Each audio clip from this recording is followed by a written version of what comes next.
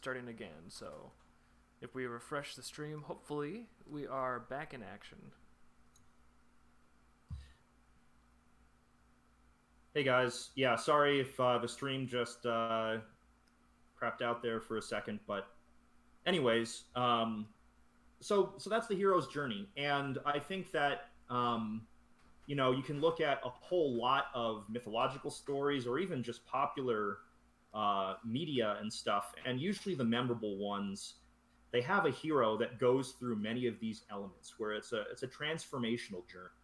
Um, and I think one thing that helped me in having a book that held this structure was not trying to do a Game of Thrones thing where you end up expanding the scope of the characters and the setting and everything to such a degree that you end up with all these like sub narratives and sub threads, and um, there might be some really good elements to each one, but it's really hard to pull together into a cohesive whole. And that's what people really want is you want, you know, all of the struggles to converge and come together to this moment where there's a climax and then there's catharsis and then there's understanding.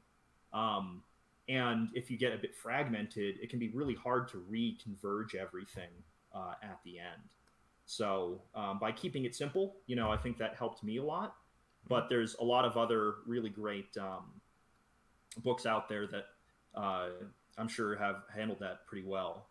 Um, but yeah, so that was like a 30-minute ramble book. I don't want to, I don't know, get too distracted. So if people have questions specifically, like whether it's character development or my process or just my thoughts on stuff, like I'm happy to answer questions and talk. Or David, if you have any, things you want to expand on in your experiences, don't let me hog the floor. Sure.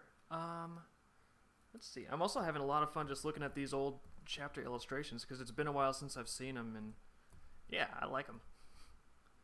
I don't often work in black and white, so it was fun kind of getting a refresher tour of that. But what was I thinking? I think earlier you were saying something about like just the hero's myth journey overall and how it's like, it's kind of like a formula, but you don't have to view it that way entirely. And I want to expand on that a little because I know there's websites like TV tropes and stuff where it's like, oh, I know what this archetype is, or I know what this character type is. Terrible, but it's I would say don't be afraid of stereotypes. Don't be afraid of templates. Don't be afraid of formats. It's like all of those things are tools. And if you're making something good, it doesn't really matter what tools you use. What matters is the resulting effect that you achieve that you had envisioned. And if you have something like unique and interesting in your mind, something compelling that you want to express, then yeah, don't be afraid of shying away from some of these like different tools or character types or archetypes. Like you're not gonna reinvent the wheel. Like the analogy I have in my head about that specific topic is like I don't look at a new car rolling down the street, like look at the tires and be like, oh, pff, tires. That's what everybody does, you know. Right, right. Yeah, I mean, you archetypes are archetypes for a reason. They're kind of like aspects of some important part of reality, and they're given life through these characters. And you can have a character that fulfills an archetypal role, but I think what distinguishes your character from some like generic AI bot that just runs hero.exe is like, well, it's your hero might be archetypal, or your villain is archetypal, or your side characters are archetypal, but they're individuals, right? So they live in a specific setting and in a specific world, and they have their own goals and motivations. So if you can bring that individuality to the character, where it's like, yeah, hey, this is like a mentor character, but he has his own distinct set of uh, conditions that make him who he is, and he acts in accordance with those. Where it's a person, it behaves like a person, it feels like a person, it's not some generic abstracted thing. Then it has life, it has viv and verve, and it doesn't have that stale quality that you can get if you were just kind of copy pasting some sort of script. um, Yeah. because really it's individuals that each character is an individual and they're all flowing through this story together. But if they act in, a consistent way with their particular motivations and situation, then they're not going to feel stale the way that some other characters might. Yeah. And sometimes that's part of the fun of writing a story is you have maybe a story you have set in mind and it's like, well, here's the outline, here's the little journey they have to go through. You press the play button, and I feel like a lot of times if you're doing a good job as a writer, you might have a character that suddenly wants to do something else. Like they want to do their own thing. So that can be part of the fun of writing is like getting like just trying to wrangle that dynamic between a motivated character that wants to do what they want to do versus like having everything add up in a meaningful way with the plot where it actually does go towards a cohesive, conclusion. Yeah. And one thing that really I did not expect, but I experienced a lot writing the story was that the characters really do develop almost like their own lives, their own, personalities, where you think like as the author, I'm writing what I want to write, and hey, I decided that Hal's going to do this, and then he does it. But it's more like Hal decided he was going to do that, and then I wrote it.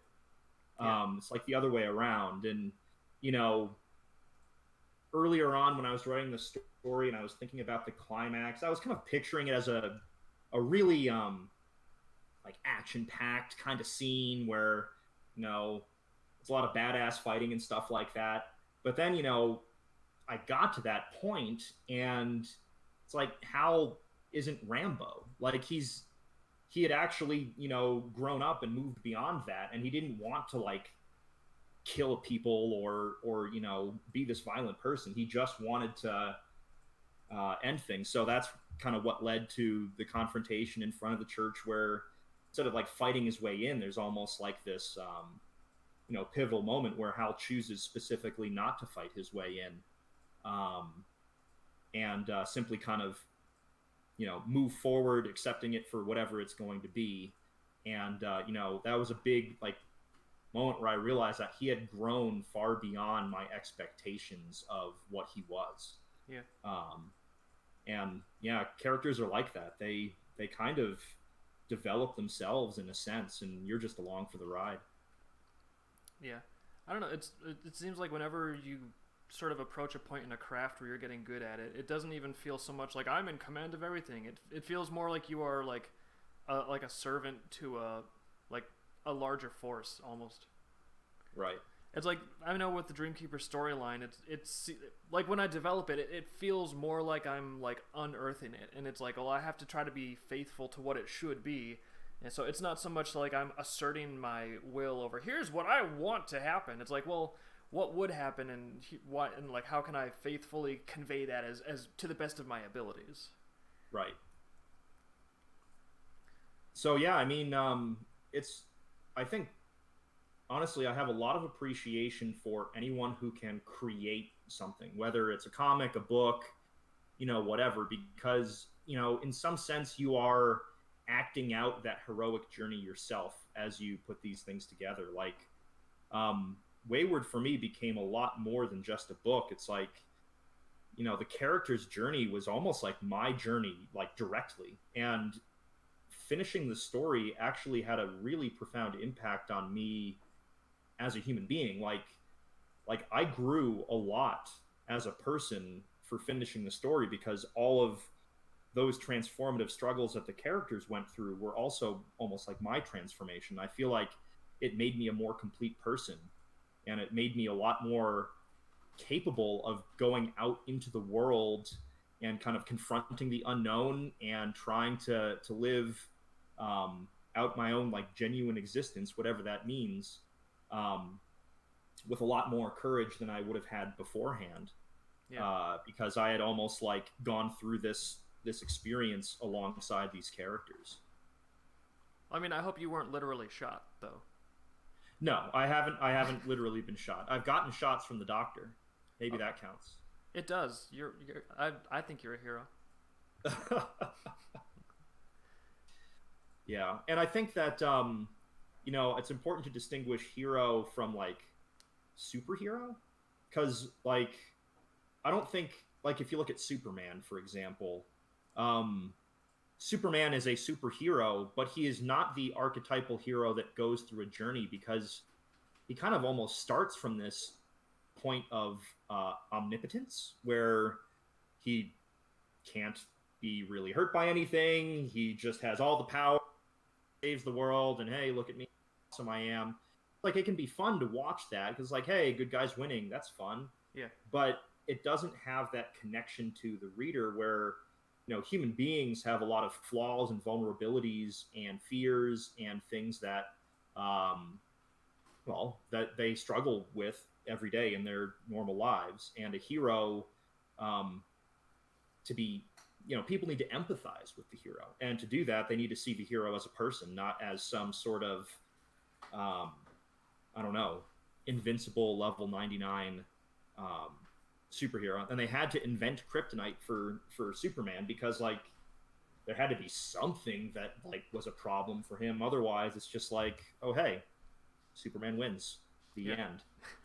It's a very exciting story. I would elaborate on that a little and say a superhero, maybe it's almost like that's the ideal, and a hero is a character that is struggling to bridge the gap between the ideal and their own flawed self.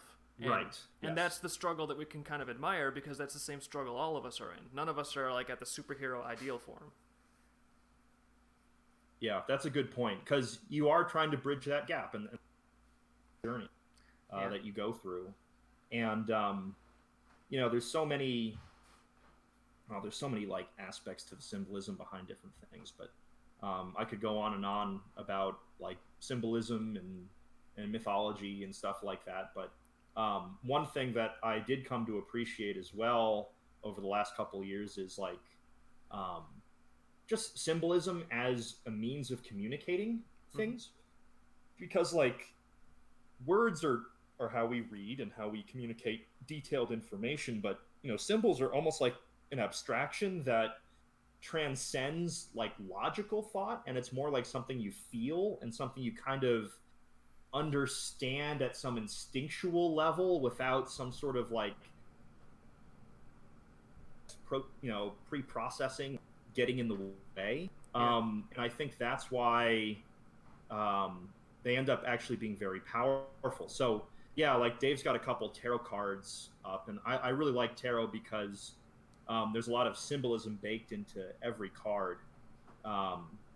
And this could be like a whole nother discussion, but basically tarot is, if you look at the 21 major arcana cards, or 22, I guess, they tell a story of almost like the hero's journey, where you start as the fool, this person who is about to embark on an adventure, eager, but woefully naive and blind to all the dangers that you're about to face. This fool is on the edge of a cliff, but he doesn't seem to know that he's about to fall into the abyss. And he's innocent and youthful and full of energy. And that's sort of like where everyone begins their journey. And then you're going to encounter all of these different events throughout your life and throughout your journey that begin to shape you from the naive fool into someone a lot more complete. So yeah, like the hermit would be an example of a mentor that the hero encounters in his journey, that it's like a guiding light to help guide you through the darkness. Death is a very important part of the journey, because you have to allow the destruction of the weaker parts of yourself in order to be reborn as someone more complete. Everyone looks at death as like, oh, this tragic end of life thing. It's like, well, yes, we're all mortal and we will all die at some point, but you can actually have many different sort of symbolic deaths throughout your life as you grow out of old things and old habits and old parts of your life, and you put them behind you, and then you move forward into something new. So you can either allow that to happen voluntarily and accept it and welcome the destruction of all the bad, weak parts of you that are holding you back from continuing on your journey, or you can resist it to the last breath, only to have it kind of still get you in the end, you know. Um, so there's all sorts of parallels between the hero's journey and the fool's journey in tarot. Um, but if anyone is interested in learning all about that stuff, honestly, how I got into it was there's a series of video games out there called the Persona series, um, and it involves heavily tarot and mythology, and like you fight by summoning these mythological monsters, and it's just they're just a series of games completely dripping with meaning, and it makes the journey very, very powerful and momentous. And it really helped me come to understand the symbolism behind it and how powerful it was, to where I'm trying to navigate my own journey to hopefully reach a point where, you can get to the end where you become a completely integrated person. You've integrated the dark parts of yourself, you've learned from your experiences, and you move forward into the world as who you are, as opposed to keeping yourself from who you might be. I feel like that's one of the things that stories can serve as a really valuable function. Is like we've all got a lot of like wisdom and knowledge, but it seems like for some reason it's like buried inside where we cannot access it or use it in any meaningful or valuable way. And I feel like that's one of the things that stories can do. Is it's not like stories are necessarily teaching us new things that are totally radical concepts, but they're reminding us of things we know in a way that makes it accessible, so we can actually regain a connection to it that maybe we lost at some point. Exactly. It's like that connection is like a instinctive connection. It's a intuitive connection. It's not really explicit. It's not something where you can just read some directions like a recipe and like logically work your way through it. It's like buried on a very deep, almost like brainstem level in your mind, and it's hard to access that part of yourself without the language of a story, a symbol, something that calls to it. Because it's one thing to be told something, or to kind of like know it from a logical perspective, but it doesn't have the same weight as something that is like instinctually experienced on like that primal level. And I think that a really good story, with these characters that act in accordance with these fundamental precepts, they can access that, and then by reading the story or the comic or watching the movie, like we then experience that ourselves and we get a reminder about it. Yeah.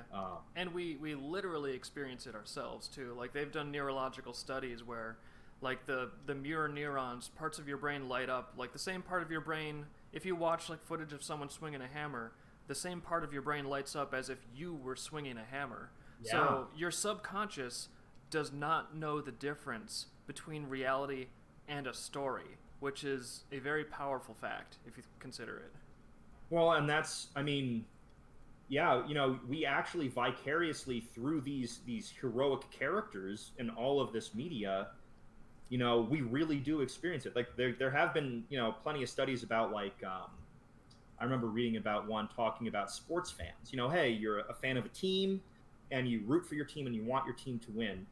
And they've determined through these psychological studies that the athlete who won and the fan that was rooting for the athlete who won, they both experienced the same exact sensation of either triumph or defeat. Like it's not just a, oh yeah, my team lost or whatever. It's like if you're into that team and they lose, it's like a really brutal defeat. Like you actually feel that. Like it's not this separated thing. It's like a shared experience almost.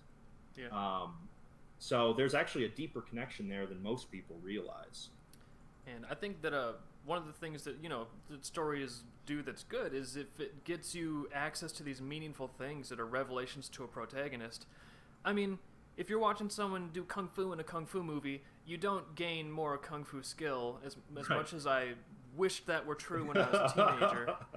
But if I don't know, when it comes to things that are like deeper and more psychological, or maybe even when it comes to like social skills, if your subconscious thinks that you are the protagonist, and the protagonist is getting all these meaningful psychological revelations and growth, like sometimes you can get a similar degree of growth like internally. I think there's actual benefits to a meaningful story. Like they can change people's lives, it can change their outlook.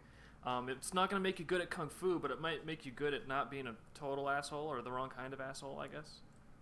Yeah, I mean, I've had that personal experience. Like, so I was in a relationship with this one girl for a while, and it was actually a great relationship. Like, we really connected. It was a really great time, and things got pretty serious. And then she told me that she didn't want to have kids, and that's something that I think, I don't have kids yet, but I Hmm. do want to have kids at some point. Yeah. But I was really in a difficult spot because I really loved her and she was a great person, and like I didn't want to give up everything we had because it was great, but long term, I knew that this wasn't really going to work out, and I was playing through actually one of those Persona games that I told you about, Yeah. and I beat the game, and like the hero that went through the journey in that game, all those lessons and all that courage and everything kind of gave me the courage to stop denying reality, Yeah. and like pretending that everything was going to be okay.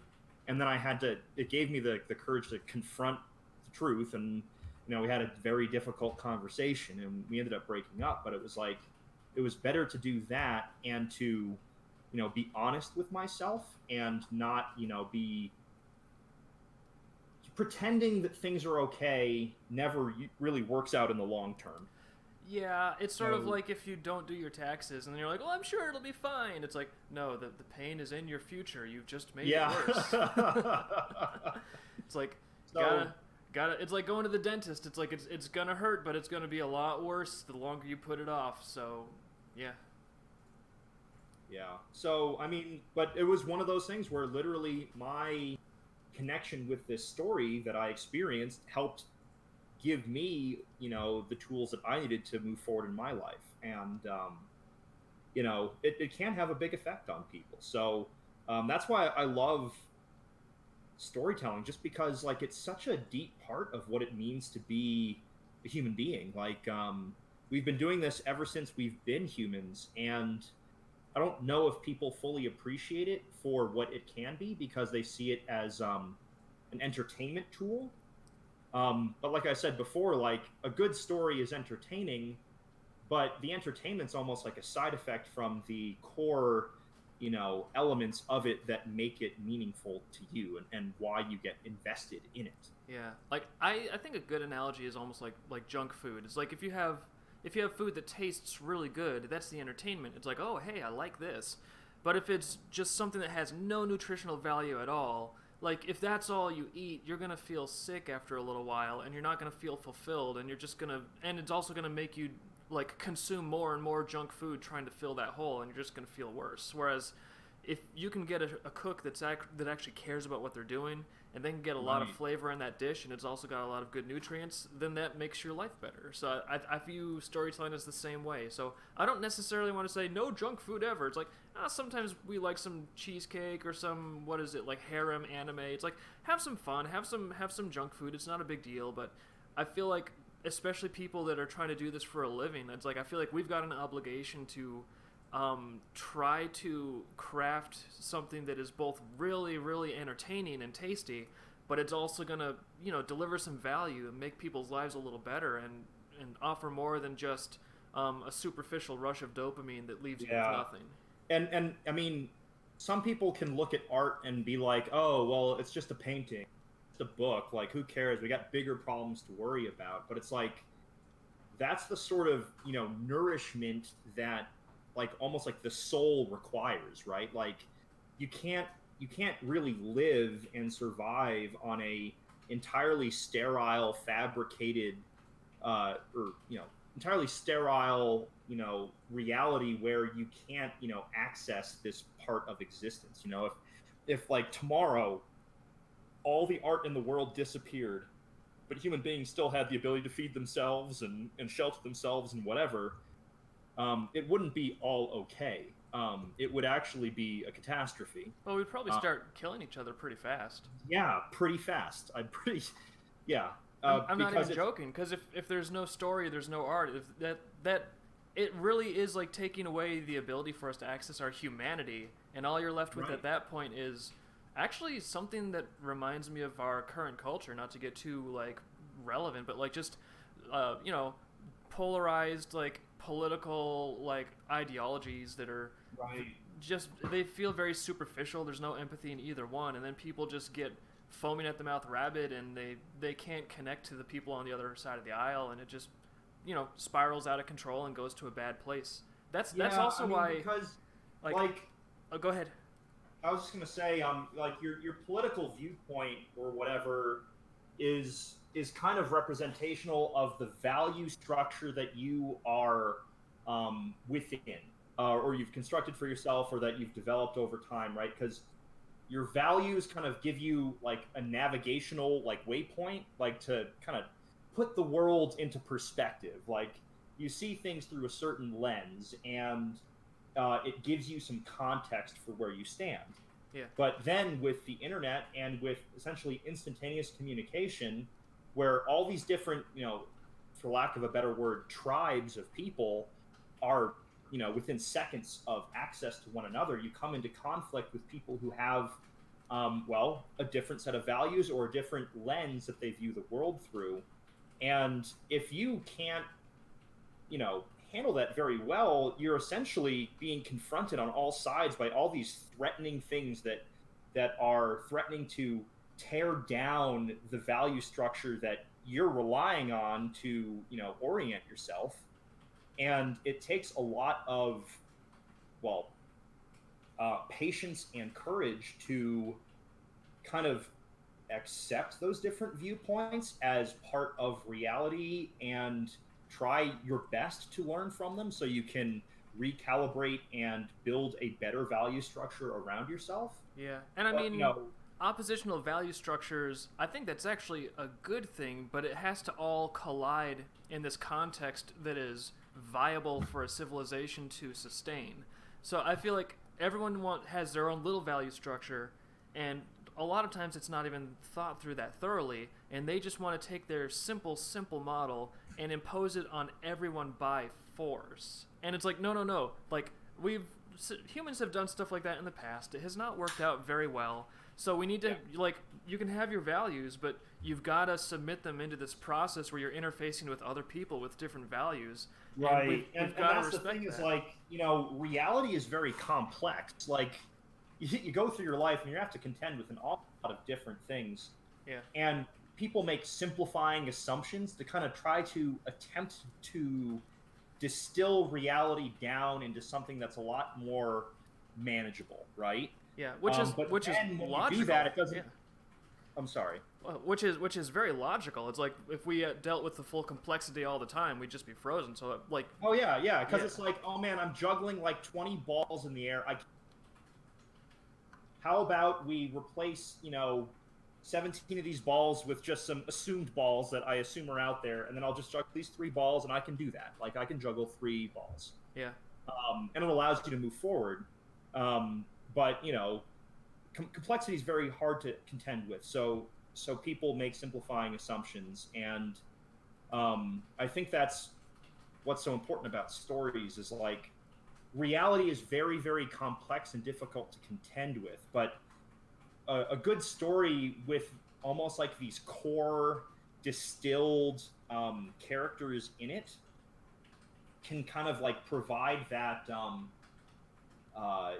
It's presented in a way that provides all this meaning, but in a way that doesn't overwhelm you, because it's acting on almost like this instinctual level as opposed to on this logical level where it's just like too much to think about, Yeah. Well, like a good story will put us back in touch with our humanity, and that helps us be our best. And I feel like we've got to try to be our best. It starts from the inside out. A lot of these people that are pushing the polarization, if you look at, their personal life, they're not very integrated or well developed themselves, and that's why they're so outwardly focused. So I feel like for all of this to go in a good direction, we need as many like well-rounded, mature, insightful, honest people as we can get. Stories are a good way to help move the needle in that direction. And like that's the thing, is we've all got to try to be at our best, because if you look at just the overall macroscopic arc of history, 99% of species die. They're extinct. Right. They're gone. Yeah. Like, if you look at the number of planets in our solar system where life can survive, or in even this area of the universe, like, this is pretty much the one where complex life can do it. As far as we know, that this is it. Like, everything that is viable for sustaining life, and especially comfortable or happy life, it is like the edge of the razor. And if you deviate from it by a little bit, you just fall off into being unsuitable and dead. So, like, we've got to be at our best, and I think stories are a critical tool to help humans stay in contact with a part of ourselves that we really need to accomplish that. Absolutely. So I know we're getting close to the time slot. I'm happy talking as long as you want to talk, Dave. But maybe we can open up the stream to just questions from the chat, and then we can talk to people from the chat. And then whenever you get tired of that, I suppose we can disappear. Yeah, so I'm going to go ahead and put this so I can look at the chat, and we can, if you got questions, put them in the chat. And I just want to close also on the idea, before I look at questions, that I think this is why we do need bigger boobs in all fiction, in all media, because it's part of what I'm talking about. We got to be at our best. Maximum cup size, otherwise extinction. So, because the boobs are representational, nurturing, milk that sustains you, and the bigger means more nurturing and more goodness. So exactly. I suppose it's the symbolism. It's the symbolism that I value. All right. So one question, Cebu, I always miss you and I love you. But one question is, do you agree with the statement that all stories are political? So I suppose it depends on what you mean. I think that politics is like a specific representation of a value structure.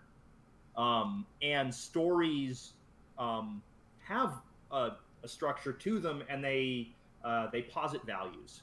Now, I think that the values expressed through an archetypal story are larger and more complex than essentially a simplifying assumption of reality can capture, which I think that politics are kind of like one lens of viewing existence, right? I view it through this lens, and these things are important and these things are not important, and this is how I want the structure to proceed. And reality is big and complex, and different characters can represent different aspects of it. So depending on the characters you're looking at, or on the archetypes, or whatever, the symbols, they may fit very nicely into one political lens or not. But I think that politics itself is kind of a smaller subset of what a story can contain. So I think I'm gonna come out and say that stories are inherently non-political, in fact. Like, and I'm saying that using like the common person's understanding of the word political, because when a normal person hears political, they think, oh, party A or party B, and all the stuff that they push. So I think stories are inherently just something else, and then sometimes, to a degree, the story may be relevant to politics, and you might even have a story that's about politics, but the story itself, I think, is a totally different vehicle. So, because, I mean, you could define politics like in a more vague way and be like, it's a value structure, which it is, but I don't know, as soon as you wander off into that, because what people usually will try to do is, if you are like, oh, well, if you look at politics broadly and it encompasses all these things, then they're like, well, fine, then your story is political and it's wrong because it does not support the glorious Stalin. So like they'll take that broad definition and they'll immediately co-opt it as being a black and white issue as to whether it flatters their very narrow personal political views. And both sides will do that stupid stuff. So I'm saying, especially because people try to use that to essentially blacklist stories they don't like, that don't flatter their little tribe, or like whitelist stories they do like that do flatter their tribe, even if the stories have almost no valid content.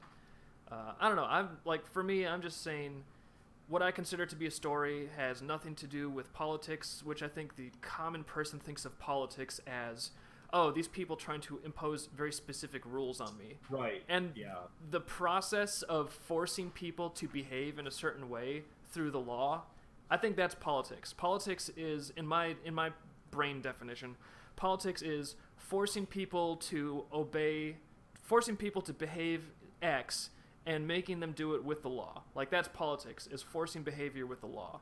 And I think telling a story does not involve forcing behavior in any way. So I'm going to say a story is just qualitatively different from politics. Yeah. That said, politics will very often try to use stories, and sometimes stories are relevant to politics. But I think just qualitatively, politics is forcing people to do something with the law. Stories are something else. It's something different from that. Right. So the next question is, will you be utilizing... Oh, I scrolled. Oh, yeah. Will you be utilizing your understanding of the hero's journey in your next book or a different structure? So I don't go about approaching a story with a particular structure in mind. I am not the kind of writer who... I'm not an architect. I don't draw out the blueprints and create the outline and then go about connecting all the dots and building all the members of the structure to then create the building. I think of myself more as a gardener, where I start with a seed of an idea or a couple different ideas, and I plant it and I watch it grow and I see what it turns into. I do have a lot of ideas about the next book, and actually I've done a little bit of work on a Dreamkeeper's universe book, but I'm honestly more and more leaning towards an original universe story that I've been thinking about more and more. Ooh, nice. As a pure science fiction book. Yeah. And I think it probably would fall into an archetypal hero's story, just because, well, it's a very powerful narrative path for what happens. Like, if you just subvert that entirely and say, like, oh, the hero doesn't journey into the underworld, he just goes and orders a sandwich and then the end. It's like, I could do that, I suppose. I don't think it would be a very good story. It depends on how you define it, but I think that probably on almost any level, any story that I create or most people create is going to mirror to some extent the archetypal journey, of call to adventure, journey into the unknown. A bunch of crap happens, you come back, and then you make the most of it. You win in the end. Indeed. So cool. I like that you have a different approach from me to like generating a story, though, because I tend to be more of like the top down, like here's the overall picture and here's an outline, and I kind of understand how it's gonna all fit together. And then as I get that big picture, then it's like a photograph that's all pixelated that gradually gets like sharper and sharper with resolution. And sometimes I see parts of it that like surprise me. It's like, oh, I didn't realize this was exactly like that. Wow, cool. But I don't know. I just like that we come at it from opposite methodological approaches, and it's like, yeah, good results. Well, and different you stuff know, for different there authors. it works. You play to your strengths, right? I mean, I'm a very character-focused person. Like, setting is like one of those things that is a lot more work for me to work on. But you've created like an amazing setting that's very ripe and rich for all sorts of stories to be told. So, I think that every creator, whoever you are, or whatever media you choose to create in, play to your strengths. Don't try to be something that you aren't. If someone says, "Oh, all real painters use this particular paint," and blah blah blah blah blah. Yeah. It's like, okay, yeah, whatever, man. Like, you might love that paint, but like, if I can make a beautiful painting using these other paints, like, who cares? So, don't worry about it too much. Yeah. I want to make a quick comment on something Cebu was saying. She's saying, oh, respect to us for making these amazing stories consistently. She tried writing a story recently and just psyched herself out of it. And I would say, I don't know, like, I don't want to be like, oh, follow your dream. But, you gotta like make bad drawings before you can make good drawings. And even if the story, even if it actually is bad, which is probably not as bad as you think, like you gotta just write some stuff that's not the best, and that's like a footprint towards the peak Right. of the mountain. But you gotta start where you are, and you gotta take steps and let yourself be willing Yeah, I to mean, leave. maybe you Yeah, plant a seed and it doesn't really grow very well, and it kind of withers and dies. It's like, oh, well, that kind of sucks. But you know what? Hey, you're still here. You're alive. Whatever. You tried to plant that seed. It didn't quite work, but you can always plant another. You can always build another story. You can always explore new things. I mean, unless you're working under some sort of artificial deadline where you're kind of required to do things at a certain schedule. It's like, don't worry about it too much. I mean, by exploring ideas, even if those ideas don't quite work out very well, I mean, you become a little bit better equipped the next time around. So don't give up on it. I mean, just keep working at it. And Wayward took me a number of years to write. It was not a fast process, but ended up turning into a great thing for me. So, I think that can happen for anybody. yeah. Ooh, we got some rain coming down here. Very fancy. Nice. All right. So another question is, what do you guys think of the latest Avenger movie? What do you think of Infinity War's subversive ending? Um, so Dave, have you watched Infinity War? Um, no, I've been told there's more Marvel movies than 3, and I'm afraid. Ah, okay. So Infinity War actually was not the most recent one, but the one before that, wasn't it? Um, I haven't watched all the Marvel movies, but I've watched like the main ones. I liked the whole Infinity War arc. I thought that the most recent movie, maybe it's because I didn't watch Captain Marvel, but Captain Marvel felt like a little bit of a Deus Ex Machina in that movie where she kind of just shows up and like kicks ass and then like everything's great and it's like, who are you and what's going on, and I don't understand exactly. I didn't see her specific movie, so I lacked context there. But I think they did a pretty good job with Endgame wrapping things up. I think the characters behaved very realistically, like with what Thor ended up doing, kind of falling into depression after everything that happened, and all the other characters. I think they did a pretty good job with it. Now that it's over, I have no idea what's going to happen. Like, are they just going to reboot everything? That's what happens in the comic industry. They just kind of like restart the story from the beginning again. And I don't know how many Spider-Man movies they've made already, but they'll probably be making more. I wonder if we'll get as many superhero movies, like of the same characters, as there are superhero comics of the same characters. Yeah. Because it's like, how many Spider-Man comics are out there? Like, there's got to be like, what, dozens, hundreds, like of different, like even series titles. I mean, and reboots and revisions, and I don't know. It's like I like superhero stuff. It's not my favorite thing personally, but I still sort of feel like, well, if it's in a movie and if the story's been told, if it's been done, it's like, why are we telling the same story? How many times do we need to see Peter Parker get bit by a spider? It's like, at some point, is there anyone that has a creative idea out there? Yeah.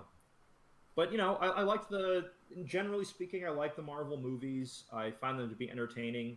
And I like a couple specific characters in the movies that I think are really good characters, but, some of those characters are more superficial. They're the stereotypical superhero, whereas I think that, like Tony Stark's actually a pretty complex character. Like, through all the movies, you see what he's up to and what he's been doing.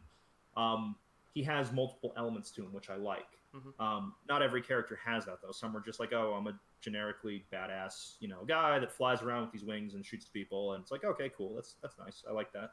Yeah. But whatever. So another question was, when making another DK anthology story with another protagonist, I have some ideas.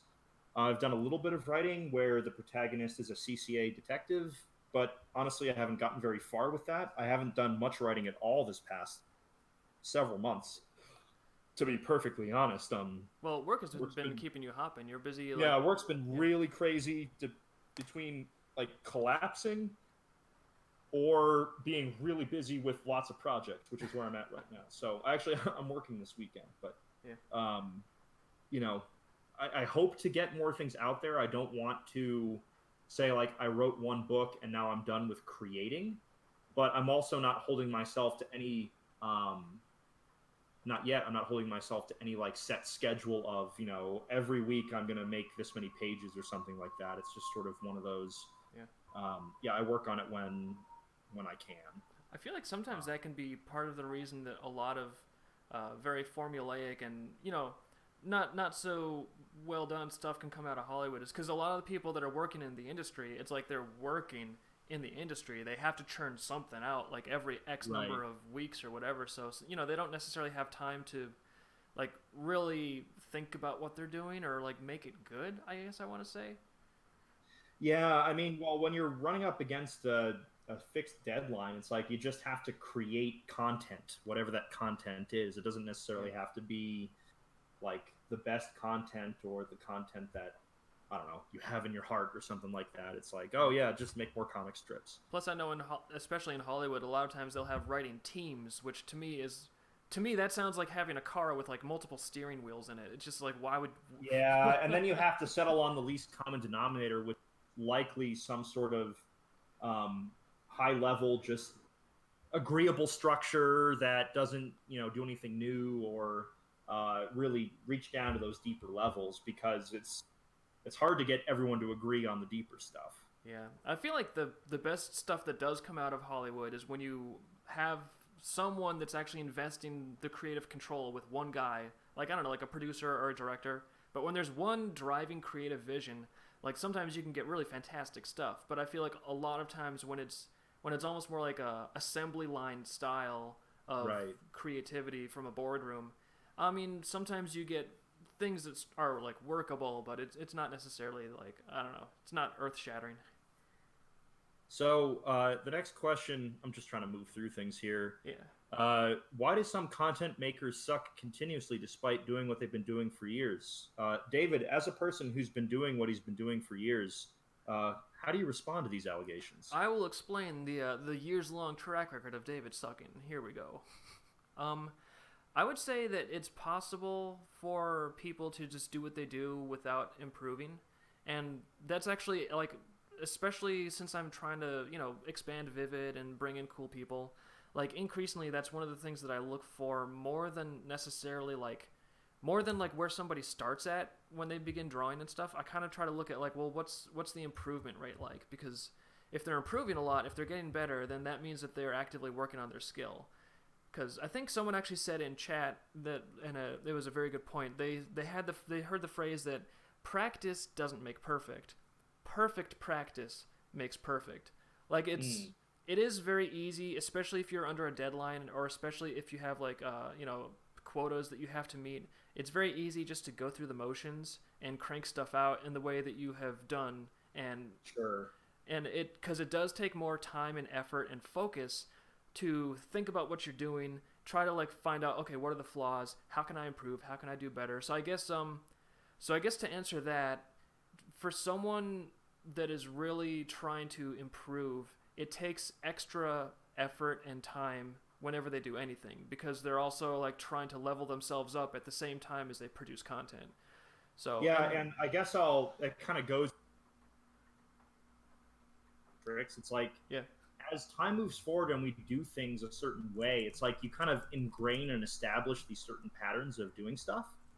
And the more and more ingrained those things become, the harder it is to like develop them like beyond that into something new or something better. It's like we've this is how we've always done it. It's like it's not like people want to just do the same thing over and over. I think it's just like that's the natural instinct. Is like the more you practice one thing, if all that's doing is encoding the same behavior without any forward motion, then it's like you're digging yourself a hole that's like you keep digging and then it gets harder and harder to climb out because all you know is how to dig in this one direction, right? Yeah.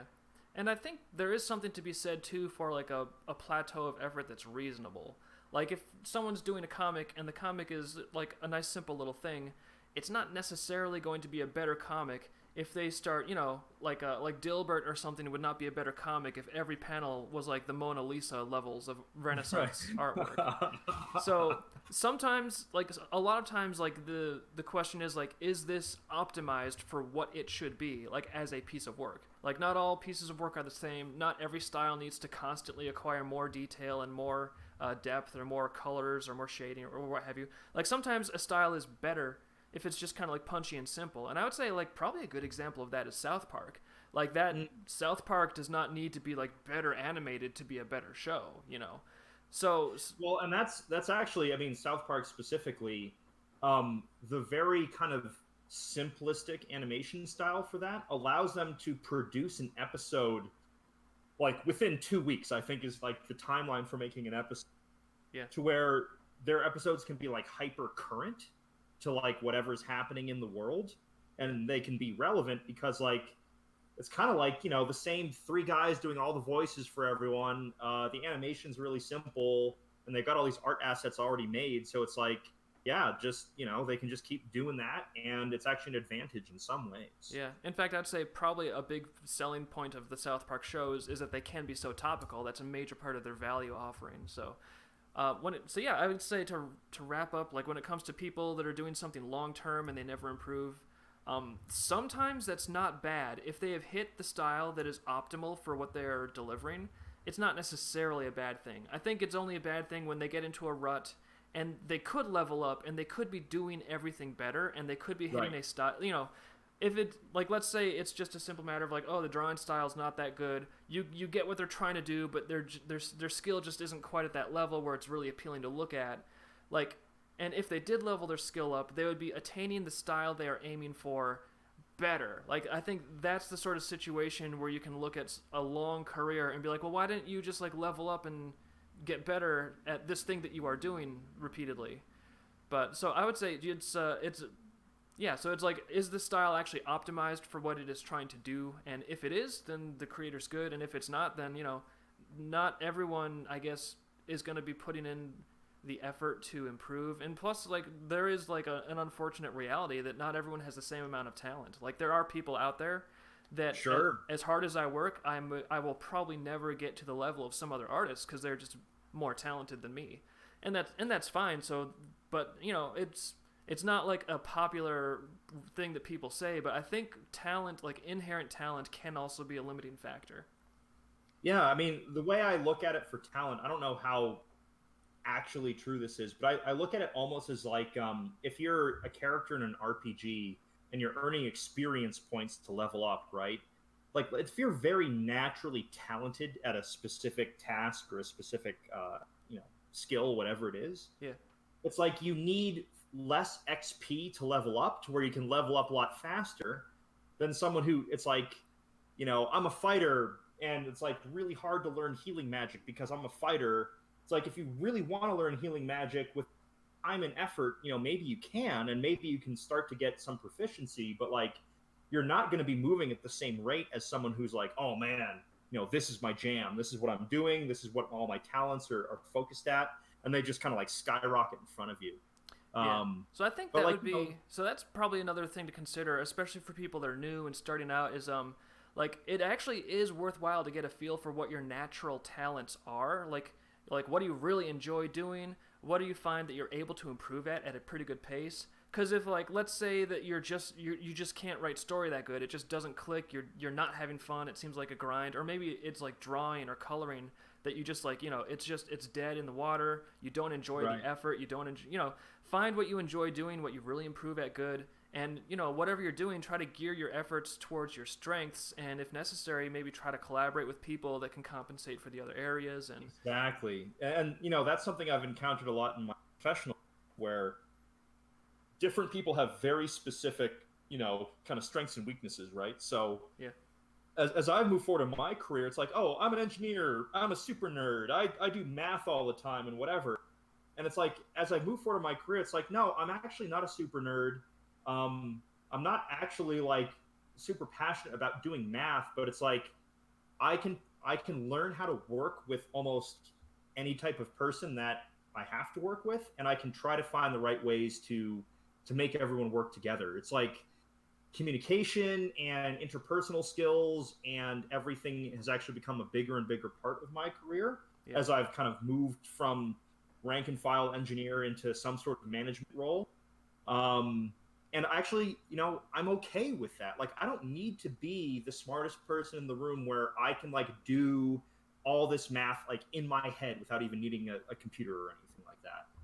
But it's like, but if someone who can do that, it's like, oh man, I'm going to use you as best I can to like solve these problems because it's really hard and you have the right skills for it and the right aptitudes.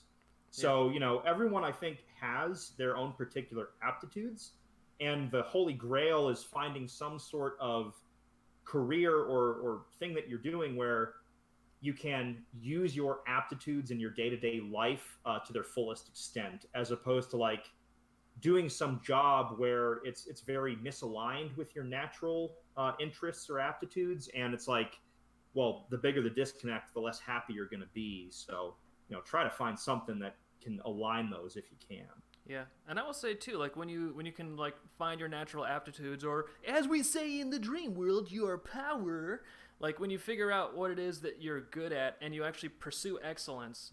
The nice thing about that is it starts to attract other people that have pursued excellence like in adjacent fields. So it has like a gravitational effect, which I've been noticing especially the last few years with Vivid Publishing, and it's very exciting. Like I would say you're an example. Like we were able to like attract you to the series, and you leveled up, and you're doing cool writing, and like even look at the music, the orchestral score from Nicholas Albrecht. Yeah. It's stunning. So I feel like we're on the right side of this dynamic. It's taken us, a decade or so to work up here, but we're on the right side of that dynamic where we're starting to like really attract a lot of excellence. But I guess that's probably delving into like the next panel topic. I think tomorrow, where I'm talking about Vivid and kind of what I hope to accomplish with it and where it might go. So we've been having a fantastic panel here, but I think we may be approaching the point where I should probably be calling it. Okay. Is there any final question from the chat? It sounds like we're about wrapping up. Dave, thank you for having me on for this panel. I mean, it's always great to talk. It's always great to share my thoughts with the fandom and with anyone who's interested. Yeah, totally. And I'm always available on Discord if people want to talk. Just hit me up, whatever. Doesn't always have to be a panel. And I'll be posting this on YouTube and BitChute later, so anyone that wants to share it around or want to share with your writing buddies, feel free. What was that last thing? BitChute? I'm not familiar with that one. YouTube and BitChute. BitChute is the cool new service for people that are getting kicked off of YouTube. Oh. So that's just part of the fun of like running your own business online, is finding out which platforms like to, without warning, just like remove their users and figure out how to diversify to hedge against that. We're all trying to navigate a very interesting technological age where I don't even know what to say about all that. Yeah, but that's a whole other ball of wax. But we try to be around at different places, so wherever you like to see it, enjoy. Yeah. Thank you, Stebu. I'm glad that your question is that you love both and we're amazing. Aw, you guys are great. Aww. All right, thank you, everyone. And I think you're pretty awesome, too. They are. Like, Cebu's awesome, Vathiel's awesome, Charlie Ascende, Garrett, all the regulars, the people where I'm too dumb to remember your name offhand. But no, you guys are great. Seriously, it's the fact that you are actually reading what we do and supporting us and enjoying it. Like that's kind of the fuel to tell us that we're doing a good job and that we should continue. So thank you. Thank you very much. All of us creators are basically nothing without our audience. And for me, like the most meaningful part of this part of my life is when I run into someone who's read my book and experienced it, and they can share their feelings about how they liked it or what it made them think about and stuff like that. And it's a very real connection where it's like, I made something and it's actually affecting other people's lives, and hopefully in a very good way. If it was just like, oh, I love drawing pictures and I draw pictures, but not a single person in the entire world ever looks at them or experiences them, it's like that's a whole element of creation that you're just removing. So, I'm very grateful for everyone who's taken the time to read my work and I appreciate all of your support. You know, it really does. It does help a lot. And we'll continue making the stuff for you guys the best that we can. Thank you for reading. Thank you for watching the stream. I hope everyone has a great day, and I'll be back a little later on for the next stream in CouchCon. All right. Enjoy the rest of your weekend, guys. Thank you very much.